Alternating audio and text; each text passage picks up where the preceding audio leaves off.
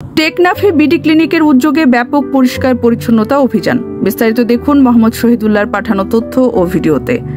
কক্সবাজারের টেকনাফে পরিবেশ রক্ষা ও পরিচ্ছন্ন শহর গড়ার প্রত্যয়ে স্বেচ্ছাসেবী সংগঠন বিডি ক্লিন টেকনাফ উপজেলা টিমের উদ্যোগে শহরের বিভিন্ন এলাকায় ব্যাপক পরিষ্কার পরিচ্ছন্নতা অভিযান পরিচালিত হয়েছে। অভিযানে প্রায় 25 জন স্বেচ্ছাসেবক অংশ নিয়ে রাস্তার ধারে ড্রেন, বাজার ও সরকারি ভবনের পাশে থাকা ডাস্টবিন থেকে ময়লা আবর্জনা অপসারণ করেন।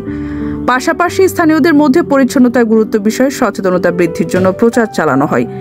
টেকনাফ বিডি ক্লিনিকের প্রতিনিধি রাফি আনোয়ার বলেন, আমরা সেই পুরনো অভ্যাস পরিবর্তন করতে চাই যেখানে সেখানে ময়লা ফেলার। আগামী প্রজন্মের জন্য একটি সুন্দর ও পরিচ্ছন্ন শহর গড়ে তুলতে সবাইকে এগিয়ে আসতে হবে। তিনি আরও অভিযোগ করেন, পৌরসভার ডাস্টবিন খুবই সীমিত, আর যা আছে সেগুলোরও সঠিকভাবে পরিচ্ছন্নতা রক্ষা হয় না। মাসের পর মাস ময়লা জমে থাকে, যা রোগ জীবাণু ছড়াচ্ছে।